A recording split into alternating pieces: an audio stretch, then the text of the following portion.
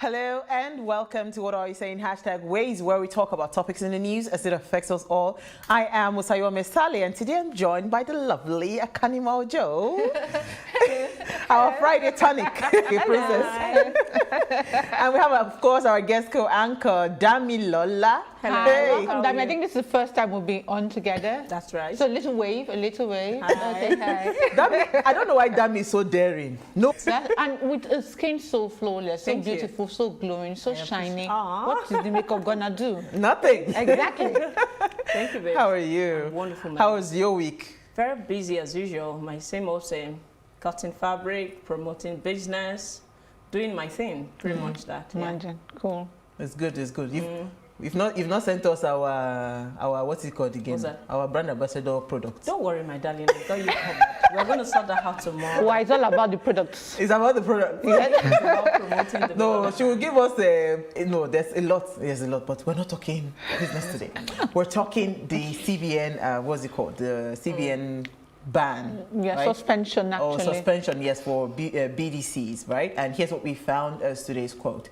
An economic policy which does not consider the well-being of all will not serve the purpose of peace and the growth of well-being among the people of all nations. This from Eleanor Roosevelt.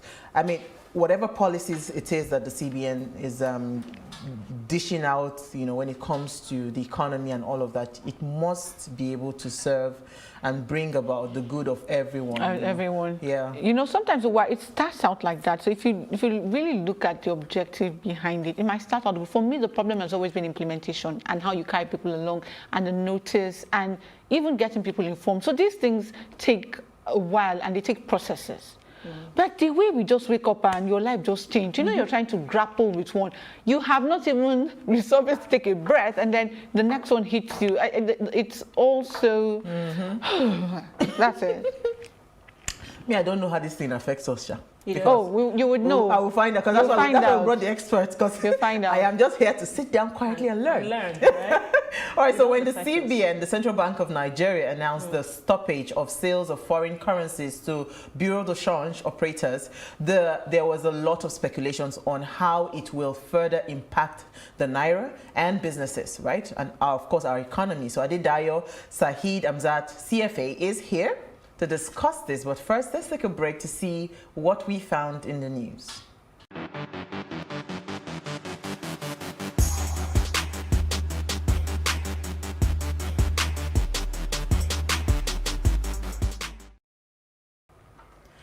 All right, you're still watching Ways. The International Day of Friendship is a day to promote the role that friendship plays across all cultures. To mark this special day, the United Nations encourages community, groups, organizations, and government to hold initiatives, activities, and events that promote reconciliation, mutual understanding, and solidarity. So we live in a complicated world today between culture, discord, discrimination, lack of trust, mistreatment, and miscommunication. It seems that prioritizing peace is something that has less of a presence in society around the world today. So because of this, the United Nations has decided to remind everyone about all the great and good in the world, and they did this by bringing the International Day of Friendship to our attention in 2011. And this special day goes beyond connecting people, building bridges amongst ideologies, countries, and cultures. And I sent pictures of my friends and the friends I wanted to celebrate. So can I see my pictures? Aww, such beautiful pictures. Yeah, that's NASA. Oh, see me looking so pem, whatever that is. Oh, this is so beautiful. I mean, I could not help myself. I said, finally, I get to showcase my pictures. But so do you have, quickly, before we go into our story, yes. Who is that friend that just, gets you? Should I go first? My one is open secret. So this week I've been on 2 interviews about friendship, and there's only one friend I took there. So it's a very open secret. Now, that's not to say I have friends. Like, I do have friends. And by the way, a special one to you, Uwe. And why I'm saying that is because it's going to be 2 years. And, so, and I think our relationship has improved, over the years. And I do hope that it keeps improving. So a special one to you. Unfortunately, I can't hug you. We're mic'd, so I can't stand up. Yeah. So virtual hug. Okay, thank you. But yeah, so for me, I have a whole lot of people that do that for me. But everyone knows NASA, so let me give it to you. NASA, please thank me for this, for advertising our friendship. So, I mean, your friendship with NASA is such a beautiful one. I keep on saying that if a lot of women collaborate, see that we can so much more, than when we are always looking, that means, I have to, I mean, that's where there's always a problem. But that means, who's that friend for you? A friend for me is someone I can talk to about everything and anything. So do you have one? Of course I do. You always have people that you can trust with your secret and you can bare your chest to without feeling judged or criticized. And when it's time for them to tell you the truth, they're very open about it. They don't just say, oh, yeah, because you're telling them they are going to just tell you everything you want to hear. They should be able to tell you what you don't want to hear. Yes, not just what you want to hear. So what's her name? Her name is Joke. Or his name. You just went to what's her name. Hey, sorry, vexed.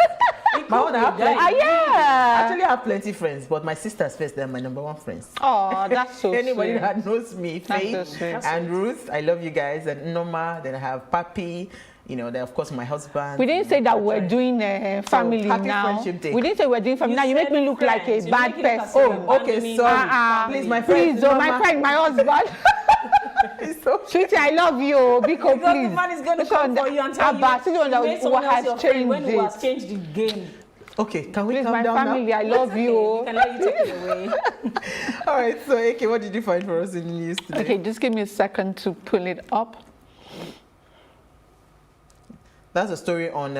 Yeah, so my story is taken from the Vanguard, and it says there would be a sit-at-home every Monday until Kano is released, and that's what it is by IPOP. That statement is by IPOP. And why this is interesting to me is that, this fight, what is the fight for? A fight for freedom, a fight for your people to be recognized, a fight for your people to have a say in things that concerns them. Okay, if we say that is the fight, who is going to suffer from the sit-at-home? We go around, making proclamations. This government does not care what they said.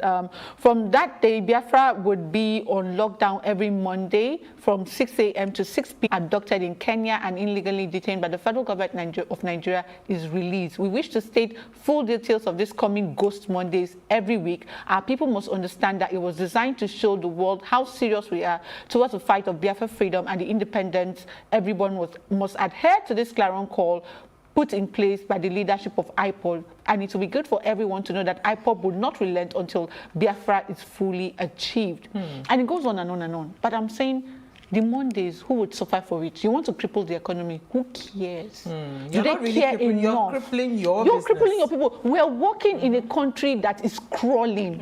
People are trying to survive. There's some people that if they don't go out this Monday, it will not work. So I am...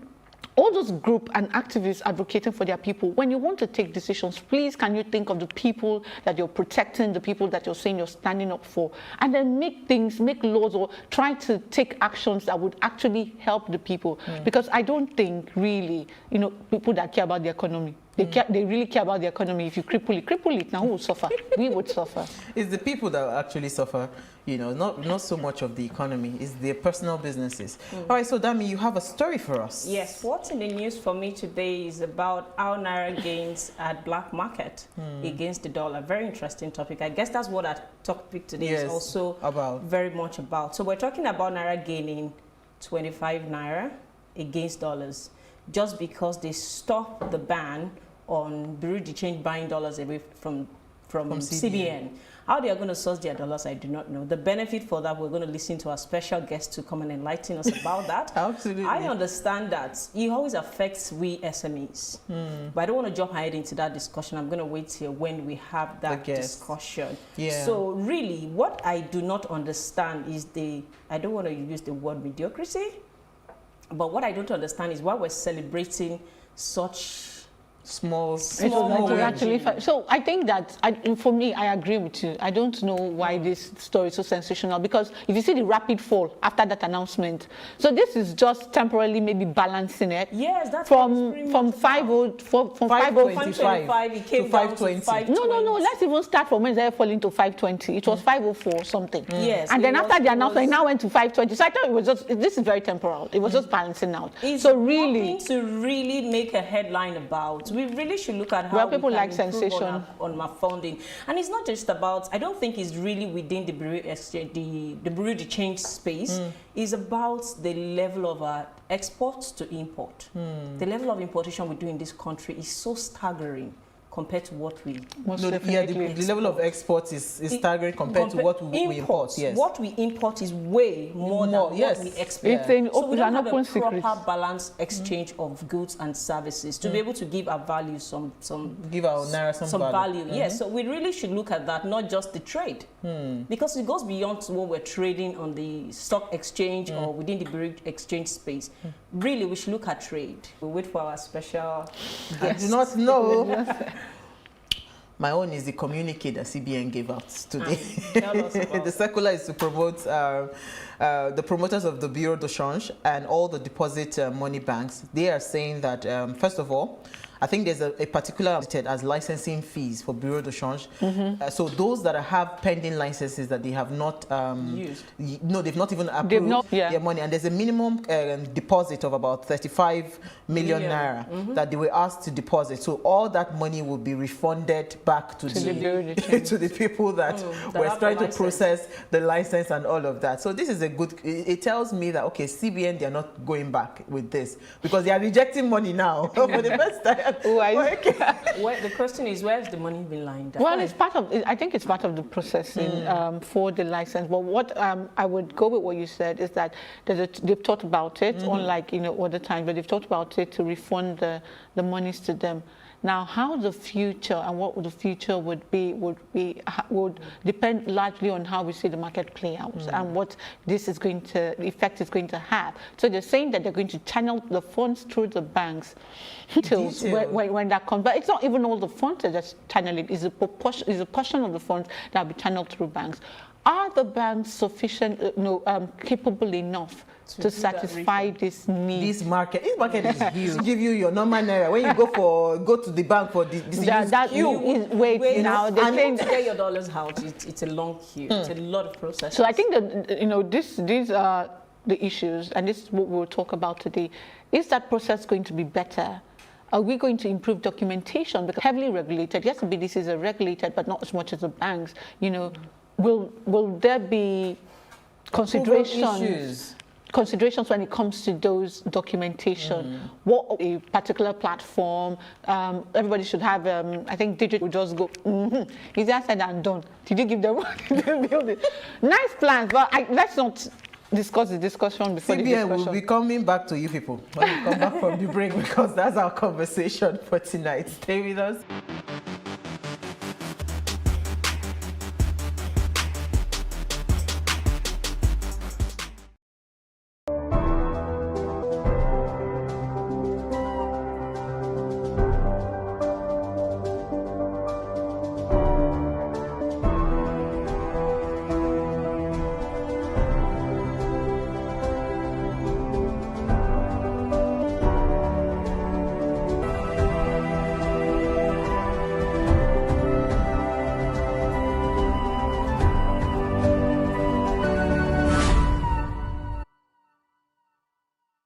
Welcome to The Breakfast. And big stories of the day is of this pandemic. No. Many Ghanaians just want a peaceful election and they are hoping. Nothing bad in borrowing for infrastructure. Director of the foremost New Age financial solution powerhouse, that's Zcrest Capital. Adedayo Saheed Amzat is a regular commentator and a resource person on financial markets and the economy. And I must say, he's looking dapper this evening. Thank you so much for joining us live in studio. Thank you for having me. I like the very relaxed atmosphere. In my own space, I always have to look very serious. Very serious, This is like very beautiful. We try to make our guests feel at home and all of that. I like it. But honestly, thank you so much for honoring our invitation and coming to talk to us about this. So policies, right? Policies are meant to enhance and boost an economy and make business easy for people. Right. When this news broke on Tuesday, when the CBN announced the banning of the BDCs, right, what came to your mind? What was your initial thought, and what did you think about? How far did you think about how far it's going to affect the economy, and what was that effect? So there's a lot to unpack here, and you know, I like not to be sentimental. I like to speak with facts and all of that. You know, I'm also an advisor to the central bank because I'm a player. Officially, what the central bank understands is that they are regulated, right? And the license states clearly all you can do is BTA, PTA. So if that is still the same situation, it makes sense for CBN to move that function to the bank, because it's easier to manage. The banks operate at a very higher level of governance compared to BDCs, and let's not be sentimental about it. That's what happens. But you and I on the streets, we know that we've diverted other legitimate need for dollars to the same BDCs, and that's where we get dollars from, you know. So that is the reality on ground, and that means that this thing will cause a squeeze in the immediate to all of us, because I need to travel now, and I can only get 4K. Maybe I need to buy a bag or a shoe. There's no. The process is not bad. The process is not bad. Let's be. It's not as easy as going to a Bureau. No, it is actually easy. Because many years ago, calm down. Many years ago, I used to. No, wait. At least in 2012, it's not that far.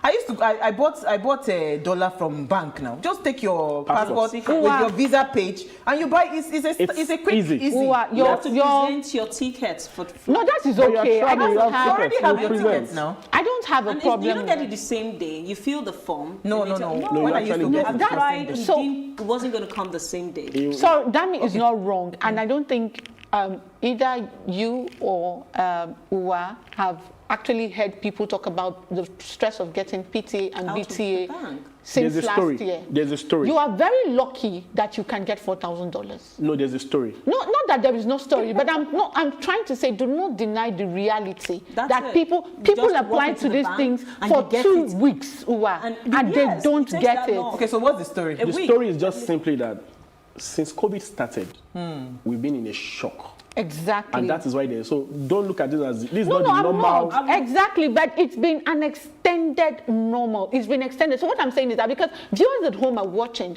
and they would think that you live in a bubble. So I'm just trying to say don't trust exactly. me. I'm just trying to say that what she's saying is very valid. People have been having difficulty accessing PTA and BTA. It's a tussle. That's the truth. And what you said is really valid. There's a shortage of supply. Obviously, you would have to queue. And you were right. In 2015, 2014, on your way to the airport, you can branch it back. But in the past 2 years, it does not work like that. I'm just saying so that the viewers at home will know that we live in Nigeria. That shock is in every segment. So there's a shock in the PTA market. There's also a shock even in the BDC market, because before this crisis, CBN will give each BDC 200K or 100K, but now it's just 20K. So there's a shock everywhere. So it's not any special shock in the PTA market. It's just general shock to the FX. We get that. Okay, so how does it affect SMEs? No, it's not even before we even get to SMEs, because it tells me when you say that they used to give 200K before, now they give 20K. It means that even CBN, they are short of forex. So how do we boost the forex availability to make sure that we have enough forex that can go round? There's a short-term fix. Then there's a more longer-term fix. The short-term fix, which is very close. I mean, I don't want to give people unnecessary hopes, but there's a short-term fix that is very close. You know, so what happens is the federal government, as part of their fundraising plan, would sell what we call Eurobonds. Will raise money internationally. And the central bank, being very particular about the level of exchange rate in the system, would naturally be expected to use some of that money to defend the currency. And how is this done? Think of it this way. The entity here is the federal government of Nigeria, and they keep a bank account with the central bank. When Nigeria sells crude oil and they receive that dollars into their JP Morgan account, let me forgive that. So that dollars comes to Nigeria, and then they call their bank. The same way you call your bank. Hi, CBN, I just got $1 billion in my account. I need Naira because I'm trying to pay salaries, I'm trying to do FAC meetings, you know. And then CBN buys that dollars and then gives the federal government of Nigeria Naira in exchange. Now, so CBN has dollars that they can sell to you and I and collect Naira. So they're not, it's not like they're spending the money. They're just converting. And because they're converting, then it brings dollar supply to the market. That was what happened the last time. The Naira. It even makes it stronger because now there's going to be supply. Yes. The move we're expecting is because we expect between $3 and $6 billion to be raised through Eurobonds, and this is pretty close. I expect this program to happen next month. Are we in August already? Yes. No, next July. August. No, Sunday. today's 30th. Yes. Okay. July. So I expect it to close. So it's a very simple process to close, right? So they will get that money and they say, okay, you know, there's backlog. Okay. Flour mills, you have some demand. We've not given you $200 million. Okay, take 100. You know, foreign investor take 50. You know. Calm the market down a bit. What will not happen then is that those big guys will not leave these small markets for you and I. Do you understand? Because now they can get dollars officially from the central bank. Then the small supply left in the BDC markets, when you and I want to buy a bag for ourselves or give somebody a bribe, because that's what central bank says, that we do illicit transactions. So let's even accept that we are paying bribes. There will be a smaller market that you can go to, you know. But the longer term fix is that the country must become believable, trustworthy enough to attract significant foreign capital. Exactly. So I was even going to talk about that. You know what, AK, because we're just at the time of our break. You know what? Let's just quickly take a very short break. When we come back, we'll continue the conversation. Quite interesting. Very interesting.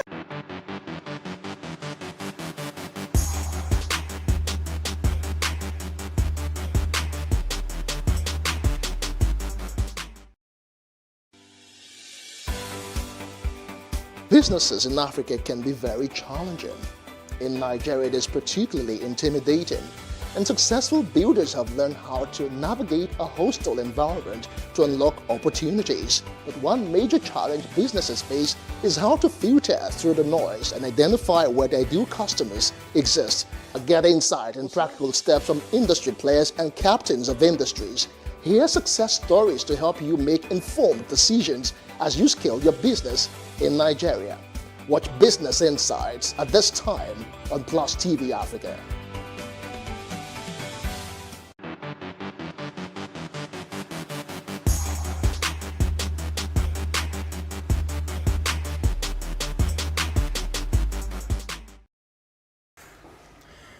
Thanks for staying with us now. If you just tuned in, we are having an amazing chat with Adebayo Saheed Hamzat on the impact of CBN's ban of BDCs on the economy and SMEs, of course. We're going to switch now to SMS. So please let us hear what you have to say. Remember, you can join the conversation. Send us an SMS or WhatsApp 081-803-84663. So you had a question quickly before we now move to SMS. So you talked about the short term and the long term. I want to focus on the long term. Which is what the federal government, for as far back as I can remember, we have been working on the diversification plan. I cannot remember the year, but I think since I was born, I'm not that old, I've been hearing this government talk about diversification. What is the hope of earning aside crude? Okay. You know what happens when you have easy money? It doesn't allow real work to get done, you know. It's the same story everywhere, and that's really the story of Nigeria, you know. We should have had what we call a normal pace development, where every sector takes time and then builds upon what they've done before. And you can see we have an amazing country, because if you look at sectors that are not under government influence, you see how fast things happen. Look at Nollywood. You know, look at our fashion, look at our musicians, look at our technology people. We're like one of the biggest raves in the world right now. So it just shows you that the real problem is because we've been spoiled too early with easy money, and then the commitment and the drive to really chase the things that matter is not there, and that's the problem. So the solution to this is a total scope transformation for the country, and I look at these things in 4 different dimensions. But more importantly, I'll ask you a question, right? Someone runs this studio. Someone is losing sleep over this studio, like, are we making enough money? Are the guests coming on time? Then you ask yourself, who is really losing sleep over the cost of Nigeria? Is it not the people that we elected that should be losing sleep over us? Yeah, so think about it. What is the quality of people losing sleep over your country? They're not losing sleep. What are you saying? I don't say that. I don't agree with you. They're not losing sleep. I don't agree with you. I think it is not okay for us to assume that our leaders do nothing. And I think because we tend to feel like we're on the receiving side of things, we are very critical. Correct. If you ever had a chat, if you ever sit down with people, you will see their genuine altruism to actually move things forward. The problem is there's a gap between the needs of the people and the people driving the agenda. You'll be shocked at what they are planning, but does it meet the need of the people? That's where the rubber Think of leadership please, as... can I say something? Go ahead, please. Please, I agree partially with what you have said. You see, these nice people would have been saying things and be writing different fine policy. Enough is enough. Because this excuse is untenable. We have one of the best policies when it comes to agri funds. Don't want to Where are the funds? All the CAS, MSME, MSME DF, all of them. You can list a whole lot of funds. Who are the people managing those funds? If somebody will come tomorrow and tell us how this, when he comes, he will drive it, he cannot sleep. Sorry, we need people that will sleep and think, I beg. If these people that cannot sleep are the ones putting us in deeper mess, every day you come up with a policy that is alleviating poverty, that is going to help SMEs, where are we? Where are we? Correct. Okay, so you were going to say leadership. Yeah, and when I say leadership, I'm not pointing fingers to a governor, a president. Yeah. I'm looking at the entire system. Do you understand? And we're not over speaking if we say that the quality is not the same. The quality in the private sector is not the same as the quality in the public sector. We need to repair that system, because what you want is people losing sleep over the course of your country, saying this thing is broken. How do we fix it? I'm giving you guys 7 days ultimatum. You know, at every level. You know, president, governor, minister, director, all the way to council. But you know, these things are broken once you come down from the governor's level. The rest is broken, and that's what we need to fix. But that's one. But the transformation I'm talking about is largely around 4 things. And if we can solve those 4 things, right? You believe we can make progress? It's just... Let's hear your view. It's automatic, you know. One, it's cliche already, but fix your infrastructure. And I'll ask you a question. Tourism, where have you gone to the last 5 years? Have you gone to anywhere in Nigeria? Nigeria? No, I haven't. Exactly. Don't ask We're me. a very large country, 200 million people, diverse cultures, things to see. On tourism, Lagos State government did an event, I think last month. I attended that event, so that's why I can speak. Where was and the event? They have, no, in Alausa. Exactly. So they launched they launched the, what's it called, the roadmap. In fact, we are going to bring the Commissioner for Tourism. They launched the roadmap to the new, I think they broke down Lagos in 6 geopolitical zones. It's always been like that. And that's what it's always been, I know. They did a roadmap. Let me please say what they said. You say roadmaps, we have them plenty, but you can say your own roadmap. So they will fix the tourist attractions in Lagos State. So we are keeping our fingers crossed and believing that it would work. Yeah. Hopefully. But honestly speaking, I think it is a big disservice to Nigeria that we do not have a tourist destination in every single state, because we have what it takes. We have what it takes. Because that's the only way foreigners can come. I know how young people in the US, they plan their money to go to Kenya. Correct. They plan their money. Correct. Go ahead. Do you know why it's even closer than we think, right? All we need to have is a very functional rail system. Yes. We're a large country. We need to have easy movement. Once you have easy movement, you and I, we're driven by profit. We're going to go and meet a government and say, give me this park, I'll manage it. But I can't even go and collect Jesha waterfall today. And that place is beautiful. How will you come? How will people get How will they get to the point? They can't, you know. So infrastructure. Infrastructure. I was in Tanzania recently, and you know, we were in a resort, and then they said we need to go and do quad biking, we need to go and do ocean safari. Also. And then it was 1 hour from where we were living, and it was okay for everyone, which means that tourists can come to Lagos today, and then tomorrow they are going to Ibadan to go and check the palace. Most definitely. We can connect the entire country. So infrastructure solves a lot of problems, and even solves the problem of trade and productivity and even Most GDP definitely. growth. Because there's so many opportunities. Why, at the same time in the country, why is the price of a bag of beans 10K in the north and 25K in Lagos? Infrastructure. How do you even explain Infrastructure. It's the friction. You can't move it down. So you can't move it down. If you fix that issue, then automatic overnight transformation. I'll give you an example. In Colombia, we all watched the drug movie in Colombia. I did not, but it's okay. Yeah, we all watched it. I'm sure you tell me the truth later. That city, I forgot the name of the city now. The city is no longer known for drugs. The city was transformed the moment they introduced a rail system. Because what does rail do? It allows people to move.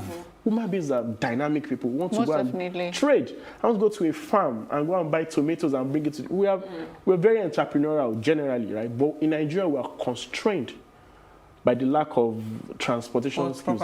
Which is why, if you notice, anything that has to do with digital channels, because we are transporting ourselves electronically, we're doing amazingly well because there's no friction to that. If you can replicate the same success in real infrastructure, then you and I can go to Kano now and start to trade in cows, because we know that it only takes 24 hours. Because many years ago, we used to do that. People used to come up from north, come to Lagos, buy clothes, go and sell. Yeah. And the economy was booming. But that's one. Infrastructure is number one. What's the second? You said leadership. No, that's not even part of it. So the rail. So when I say about infrastructure, I always like to come down to even rail, so that people know that it's something even as just simple as one. Just give us one. Give us one rail, right? The rest will come. Once you do rail, then the pressure on your roads reduces, then you can manage it. Rail. People don't like to hear this a lot. Economists don't like to hear this a lot. But food security is one. You know, because we're a very large country. You know, Yoruba people will say, you know, the main is you know. In Tunisia, for example, they subsidize bread. That's how important food is. We don't want you to talk, just eat. Once people can feed, then they can produce, you know. So we need food security, because then we would not need to be subject to the volatility of seasonality. So today you hear that groundnut is not in season, and because of that, prices are quadrupled. I think it also supports your case for infrastructure. I'm just talking about food security. Because if you even move to mechanized farming, people will be able to produce for the next season. If you produce your tomatoes, where do you keep it? Where do you store it? Where do you be talking about seasons in 21st century? When they are no, we do round the clock in my farm. So there are, because of course technology has aided that. Correct. You know, we do round the clock. But in Nigeria, we know we are still in seasons. Tomato is not in season. Mango season, it's a big problem. So food security, they are doing a lot about it, but you know, it's like you have many things broken. If you're fixing just one at one time, then it won't solve the problem, because they are giving money to farmers to go and farm, but at the same time, there's no rail to move. There is even, the farmers can't even go to the farm. That's even the big lion of insecurity sitting in the sitting room. Headsman. Number 3. I don't want him to lose his thoughts. Then we need to also look at what we import, right? And then say, how do we remove a critical part of our importation? It's also cliche, but Dangote refinery is a big part of this mathematics. The data says that 33% of our import bill is to import refined fuel. So there are two things we are losing there. We're taking our critical FX resource to import petrol. But we're also losing the value add that would otherwise have gotten from being a crude producer. Think about the industries. Look at the value chain. Plastics, bitumen, gas, so many things. Petrochemicals. It's large, you know. So it may look like a zero-sum game that Shebi is the same crude that Dangote will produce, but that value chain will not be localized. You can see real estate will boom. I don't really support the fact that it is only a Dangote that they are, you know. So no, that's wrong. It's not just a Dangote. You have repaired your refineries how many times? We have about 6 independent refineries coming up at, not more than 6 actually, up to 10. At the same time. Dangote is the most the biggest one. because it's just the biggest one, right? I have people who I know, I have personal contacts, friends that I know are doing like very big projects. Something as big as 20% of Dangote size. I've seen that. Okay. I've seen that. It's in Ogun State. It's in South. You have as much as 10. So it's not. That's all. Thank you for because I just don't like the idea of that monopoly. You know. So number 5. Before. So I've said. You've said infrastructure, food security. Yes. You talked about imports. You know, reducing what we import. Dependence on importing petrol. So we've talked about food. We've talked about petrol, and then the other one. And I'm very hopeful about this. Even though I think we don't have a power problem. People think we have a power problem. We don't have a power problem. What do we have? A distribution problem? No, we don't have any of those problems, because we need to understand this very well. I need to understand it too. What is important is that you can take power to your house or to your factory in whatever form. And at what cost? Okay, so what problem do we have? You have generators. That is power. I know I'm getting somewhere. I'm getting somewhere, you know, so that we don't unnecessarily get sentimental about these things. It's a very nice for us to have grid power everywhere. But the point is, what is the cost-reflective price of grid power? What is the price of diesel generators? And you see, if you pay the right price for the grid power, the premium we are paying for petrol or diesel is maybe just 25% extra. What about the noise pollution? No, I agree. I'm just trying to say so that we just, we cannot continue to concede to an alternative emission as the main noise source of power. No, we agree. Totally unacceptable. Yeah, but it won't be because of. Why do people start to take the burden of government upon themselves and start to generate? But wait, Dami, let me explain. It makes no sense. We are in the farm, and we approach a solar company. Right now, we have our power pumping machines. So many things are being powered by solar, and we know how much it has dropped. So, how much consumption of diesel and all of that, the cost has. But hold on, let me finish. So, when you talk about greed and all of that, yes, I agree. But the truth is, what we can do, right, as a people, is how can we harness like communal solutions where you come together, everybody comes together and say, you know what, we can power Victoria Island, we can do this. But do you have, does the regulation allow you to do that? So because this is what we should be talking about. But even at the same time, I was just introducing. Let him finish. I was just introducing the fact that let him land. Go ahead. Power is about what is the cost per kilowatt hour, right? My point is, at least there's power. There's power already, right? There's no enough. We may not like it. It may be dirty, but there's power. But more importantly, there is a framework in Nigeria right now that if everything goes well, we're a very strange country, but things should go well. In about 5 years, this can be a thing of the past. There's a CMS power project going on. It's a country-to-country contract. There's no contractor in Nigeria that can overlay our costs. There's none of that. It was a very well-structured deal. It's between the KFW, the government of Germany, the government of Nigeria. There's no in between. Fantastic. We pay our. Please, this date. Let him finish. I may sound like too much of an optimist, but please, I love the optimism. Go ahead. I am very realistic. Let him finish. Let me let you finish on the power sector. So we've tried this before. We had the NIPP program, but because that was a Nigerian program where we have investors come in, we have a way of things not ending up kosher because of who we are now. We're very aggressive with making money. Let's keep it at that. But this program is meant to totally not involve Nigerians. And I'll give you another example. Lagos-Ibadan Road has been on for like a decade. But Lagos-Ibadan Rail has been concluded in just about 36 months. What's the difference? It's the structuring. It was structured as there's no contractor in Nigeria. We've given the contract to China, lend us the money. Private sector. Do it. Don't even give us the money. Just come and plant the rail. And that's why it is. Operate and own. Exactly. So it's the same kind of system we want to now do for power. So there's no. How that works. Really. Okay, so let's take some comments. Let's take some comments because you have a comment with you. Okay. So this is from Zaria. Rafael Akori says, anytime banks realize that they are being overshadowed by the progress of other finance outfits, the bank always run to CBN to come out with policies that favor them. The CBN should, I think, Rafael, I think you're a BDC operator. The CBN should always have it at the back of their mind that once pronouncements render many people jobless in the country, that one pronouncement renders many people jobless in the country. That was the impact. We've not even talked about SMEs. We've not really. There's the time. We don't have time again. Good evening, ladies and gentlemen. Happy Friendship Day. Your guest is an advisor to CBN, so it's very obvious to back CBN actions. CBN ban on BDC will increase unemployment in the country, so how will they get the job to feed their family? How will CBN get hold of our politicians that have septic tanks and borehole loaded with dollars? Going to the Bureau de Change is faster and getting service on time, while CBN gives dollars to their inner circle friends. I personally patronize the Bureau de Change when on holidays in Nigeria to have a great weekend. That's Ade from the UK. Yeah. Okay. Thank you, Ade. I have one comment here, and it talks about exactly what I was talking about a while ago. The rate of exportation is lower than the importation rate. And since this is persistent in a country like Nigeria, Naira will continue to devalue before the dollar. So can't you think that it is far better to think on improving local production so that we have more foreign investors in the country than this e-policy introduced by CBN? Okay, that's Good to question.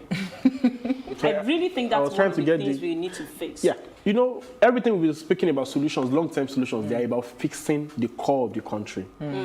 Once you solve infrastructure and you have once you have trains working well, you are no longer importing petrol. The value chain is captured locally, which is maybe about 500,000 people employed and all the industries across. And then you have power, and then you have sufficient productivity in food locally. Then you will now see private enterprise will now thrive. You see an explosion in private contribution to GDP, and that's what we want. Once we do that, it will be easier for people. You see your friends return from London to come and do a farm.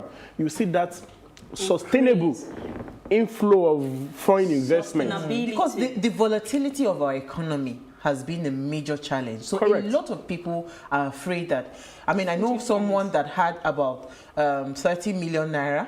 She said she changed her euro to naira and was investing it in some things in Nigeria. The next thing, that 30 million became 10 million naira. Correct. Do you understand? So Correct. it is that volatility that people are afraid of. So it is that core that we did not build that is causing the volatility. Exactly. Once you fix that core, I'll give you an example. Look at South Africa. It's one of the most volatile currencies in the world. But guess what? It is very elastic. As bad as the economy is, once there's a problem, you see the rand depreciate to 18 rands to $1. But give it 2 months, it's back to 13. That's a strong... What do they do to ensure that because the core has been there from day one. They produce, they have large farms, they produce... Infrastructure, security, import power. Because there's local productivity. That's what makes it competitive compared to the other way. We should be exporting adire, tie-dye, clothes. Exactly. We're exporting music today. We're exporting Nollywood. Low compared to our We're exporting our tech talents. We are made to be exporters of everything because we're a very large country. Sorry, can I just ask one question? Quickly, we have like 2 minutes to go. Yes. Do you think that there's a place for BDCs in Nigeria? That's my only question. To be very honest, no. No. Okay. And why? And just so that you know I'm not biased, I actually used to have a BDC license too. Oh, really? So I'm being objective here. Okay. To be very frank and honest, in a functional environment and society, not in the form and manner that we have it. BDC should be, of course, BDC is everywhere, but where you now have the central bank being the funder of CBN, that doesn't make any sense. That defeats the purpose. Well, you can take over. We didn't talk about SMES. Oh, yeah, we didn't have Well, he kind of mentioned it because what he's saying is that if all the conditions are right, in place, yes, then SMEs will thrive. The reason why some people go to even produce in China or wherever is that if you produce in this country, you cannot sell in the market. You will not be competitive. Exactly. We're not competitive. But when we fix all these longer term issues, you just see it happen. We just become more competitive. We could not touch upon the SME. There's a huge market and a huge space. They were talking about small, medium. They don't even have much access or direct business with central bank or CBD, but whatever happens in that market affects their bottom line. But I don't know if you can. Yeah, but what's going to happen is once CBN hopefully gets supply and they supply the large guys through the banks, it will free up the free markets for small guys like you and I, for the SMEs. And again, don't be saying you and I. You are not with us. We are traveling together. We are traveling together. You know? So we're trying to say, be on your lane. Be on your lane. Come on, my sister, come on, we are together. Come on. But I think we've had an amazing conversation. We've run out of time. We need to take up that conversation around power. You need to tell me how you think there's enough power in this country. We can always have a second chat. I'm very passionate about, and I'm keen to know more about. I'm with you. After the meeting. We'll do part 2. All right, thank you so much. We've really had an amazing time with you. My pleasure. Thank you, ladies. Thank you. Thank you. And thank you, Daddy. All right, so before we go, do ensure you follow us on Instagram. It's at PlusTvAfrica. You can interact with us further, drop a comment, and most importantly, we're planning a huge giveaway to say thank you to you for believing in the Ways brand and watching and following. So make sure you follow us. Do well to follow us now. It's at PlusTvAfrica. Share, like, and invite friends and family to watch. So if you missed today's quote, here it is again. An economic policy which does not consider the well-being of all will not serve the purpose of peace and the growth of well-being among the people of all nations. That's from Eleanor Roosevelt. We'll see you next time as we bring another great conversation to your screen. Enjoy. Ciao.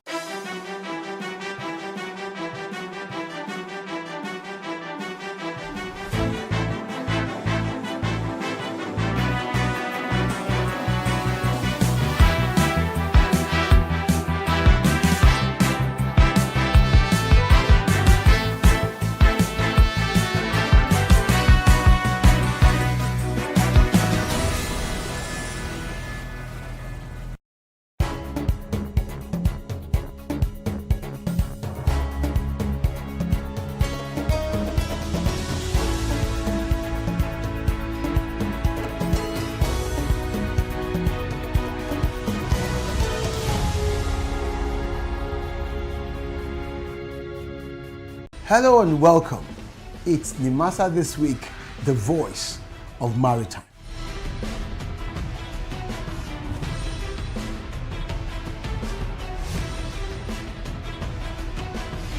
Nimasa This Week is brought to you by the Nigerian Maritime Administration and Safety Agency.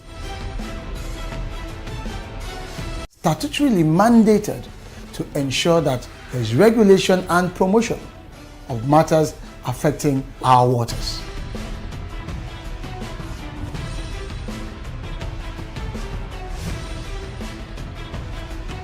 NIMASA bears responsibility for search and rescue, shipping development, and ship registration.